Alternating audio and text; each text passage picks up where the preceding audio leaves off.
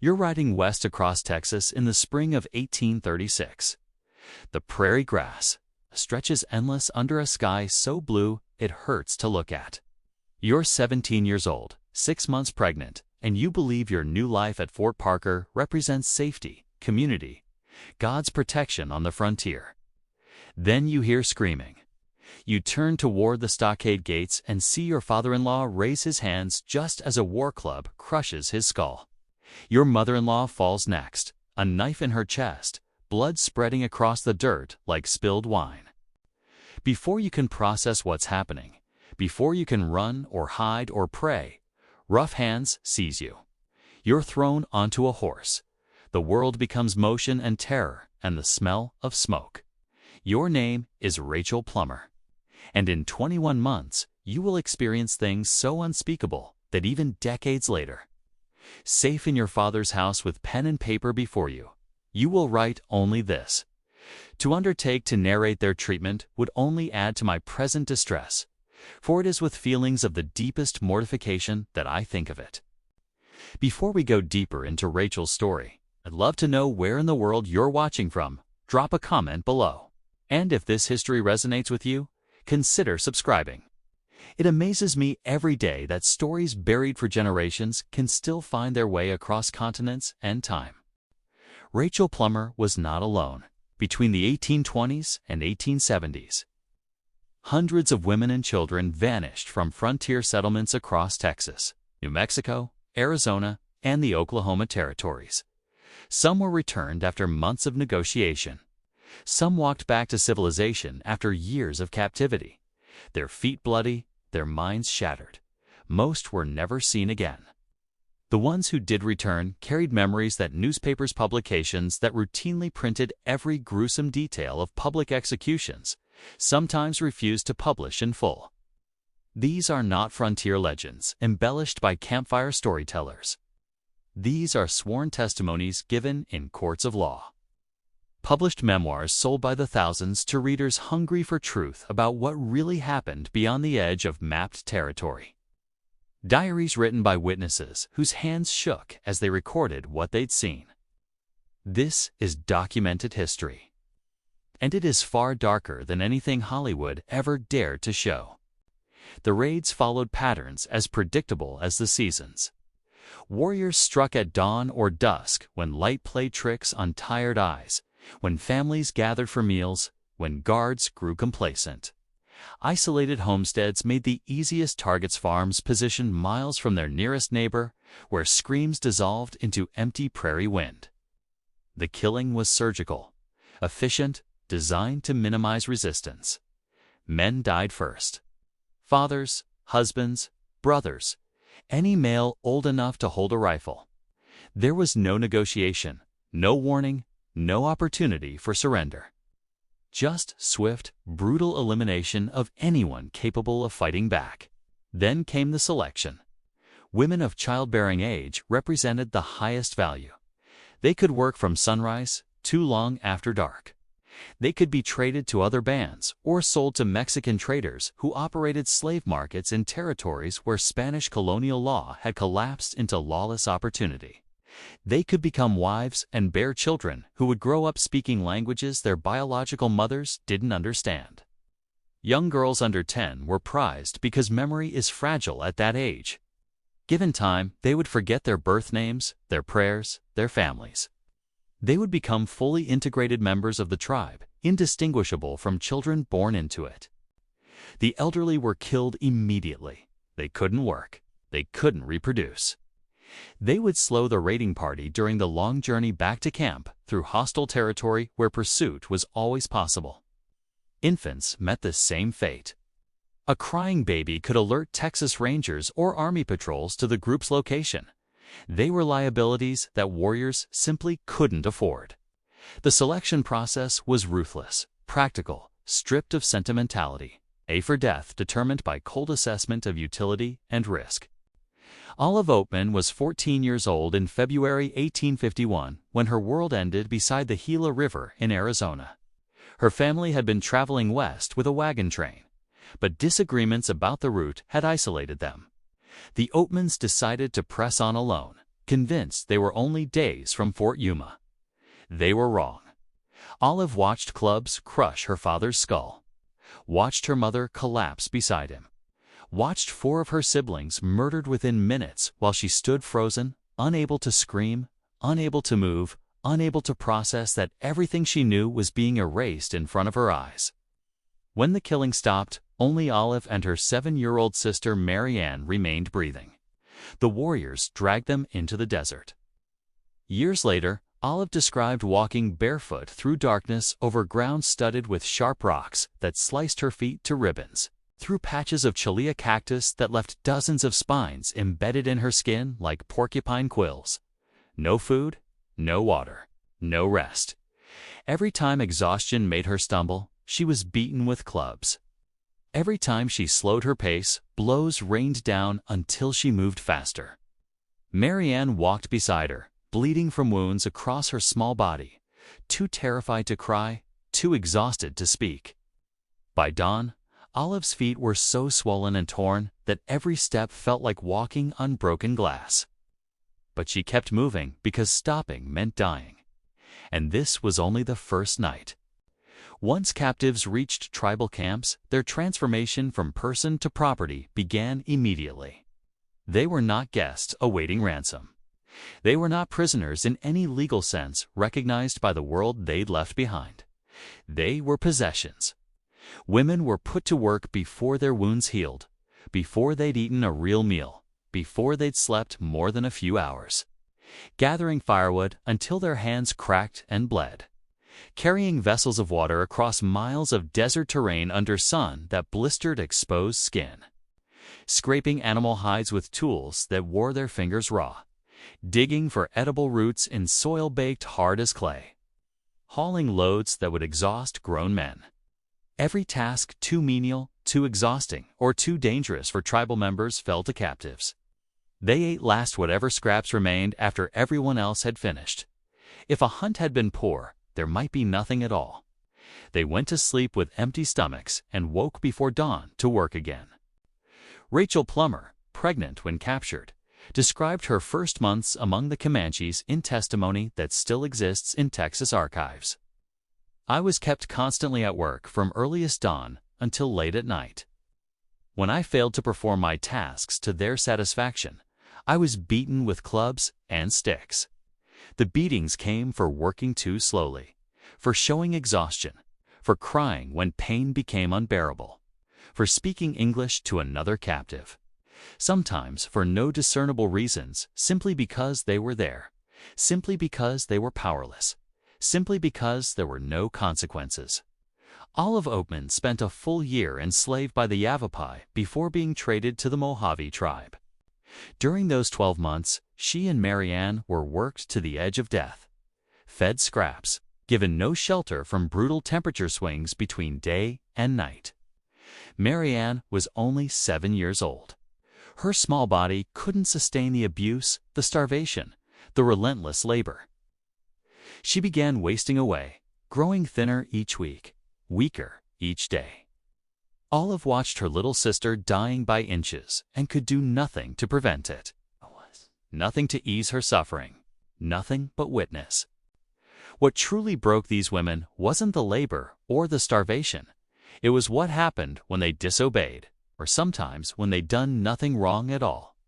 Matilda Lockhart was 13 years old when Comanches captured her in Texas in 1838. Just a child, a farmer's daughter. She spent 2 years in captivity before being returned during peace negotiations in San Antonio in March 1840, when Texas authorities saw what had been done to her. Hardened frontiersmen who'd witnessed violence their entire lives stood in shocked silence.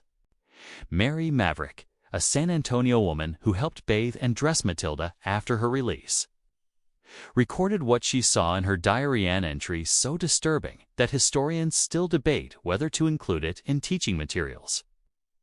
Her head, arms, and face were full of bruises and sores, Maverick wrote.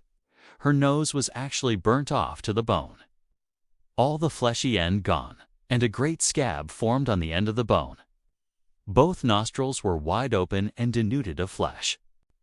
Matilda, barely able to speak above a whisper, explained how it happened. The women of the tribe had made a game of tormenting her. They would wake her from sleep by pressing burning sticks to her face. Her nose was their favorite target. Night after night, for months, her screams amused them. The smell of burning flesh made them laugh. By the end, there was simply nothing left to burn. Her entire body bore similar burns on her arms, back, legs. Evidence of systematic cruelty that served no purpose except suffering itself. Mary Maverick wrote that Matilda was utterly degraded and could not hold up her head again. Matilda Lockhart never recovered. Not physically, not mentally, not spiritually. She died 2 years after her rescue, her body too damaged to continue, her will to live thoroughly extinguished. She was 15 years old. Fire was a tool these tribes understood with terrifying precision. Sometimes captives were staked to the ground and burned slowly. Fires kept deliberately small, so suffering would last hours.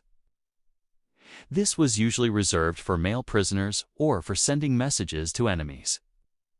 More commonly, fire served as daily discipline. Heated metal pressed against skin. Burning coals placed on arms and legs.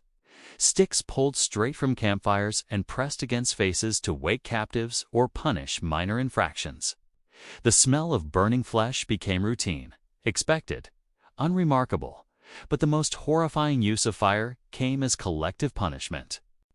After the Council House fight in San Antonio in March 1840, where Texas authorities killed several Comanche chiefs during what was supposed to be peaceful negotiation, the tribe retaliated against captives they still held. 13 prisoners were staked to the ground. Small fires were built around them.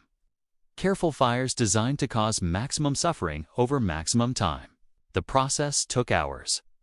Witnesses who survived reported hearing screams carry across miles of prairie. Matilda Lockhart's younger sister was among those 13. She was 6 years old. There was another ritual captives faced, designed to break them from their very first day. Running the gauntlet, the captive was forced to run between 2 long rows of warriors armed with clubs. Sticks, whips, anything that could inflict pain. Every person in those rows struck them as they passed. The goal was simple: reach the end still standing. Those who fell were beaten until they rose. Those who couldn't rise faced worse. The gauntlet served multiple purposes: entertainment for the tribe, celebration of a successful raid, a way to break the captive spirit immediately, to demonstrate their new place in the social order, and a test. Those who showed courage, who refused to cry out, who kept running no matter how many times they were struck, sometimes earned marginally better treatment afterward. Those who showed weakness invited more abuse. Rachel Plummer wrote about enduring the gauntlet multiple times during her 21 months of captivity. She learned through brutal experience that showing pain only encouraged more violence, that crying only made them hit harder. They respected bravery, she wrote years later, and I wish I had known it sooner. By the end of her captivity, Rachel had learned to fight back. When one of her captors attacked her, she beat the woman so severely that warriors standing nearby actually laughed and cheered. They admired her refusal to be broken. From that day forward, her treatment improved not dramatically, but noticeably. Most captives never discovered this. They remained victims, growing weaker each day until they died in captivity or were ransomed back to families who barely recognized them. Some women faced a different fate entirely. They were taken as wives. This might sound like better treatment. In some ways it was. Wives ate with the tribe rather than surviving on scraps. They faced less random physical abuse. They had a defined place in the social order, someone who claimed responsibility for them, but they had no choice in the matter. None whatsoever. Young women were given to warriors as prizes, rewards for successful raids. They were expected to fulfill every duty of a wife. Resistance was met with violence until resistance stopped.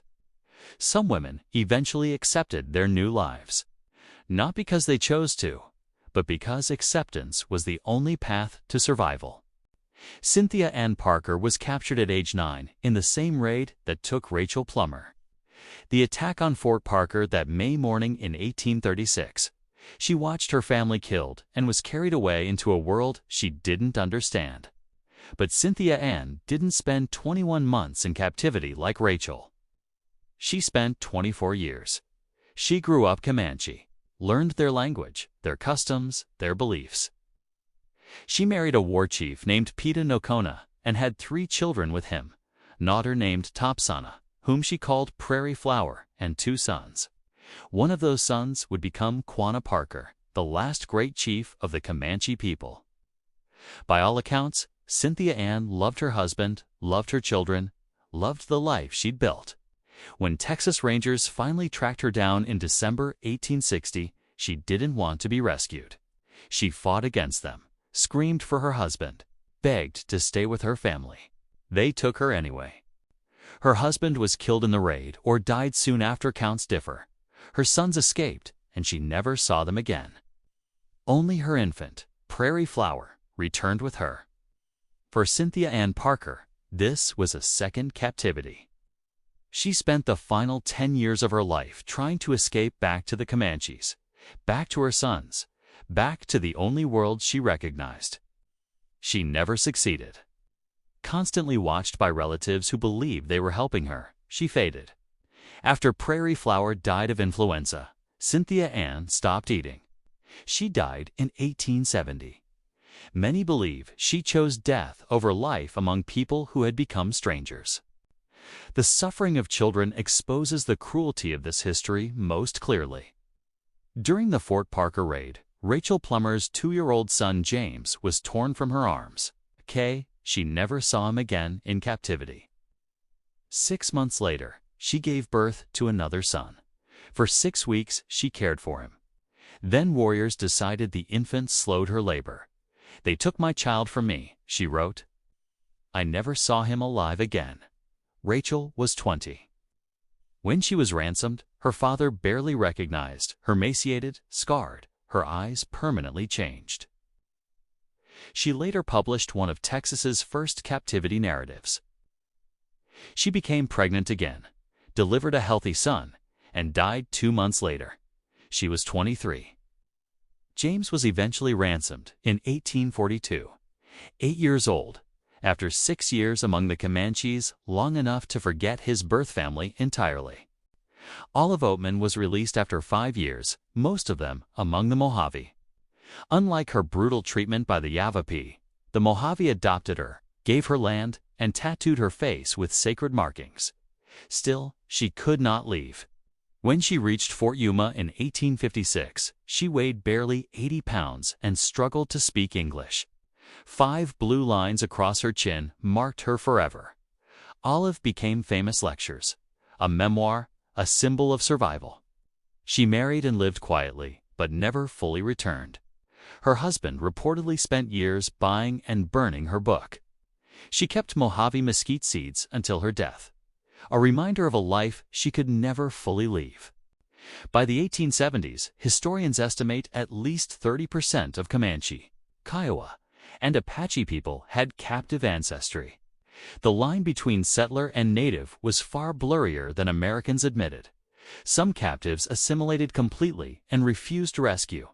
Others returned broken, haunted by nightmares they could never explain. Thousands vanished entirely, no memoirs, no graves, only names and ledgers, and families who waited forever. The frontier was not heroic or romantic. It was survival, brutal, and unforgiving. These women were victims, but they were also survivors and witnesses. They recorded what happened when no one else could see. Their stories endure because if we forget them, we forget the truth about who we were and what survival truly costs.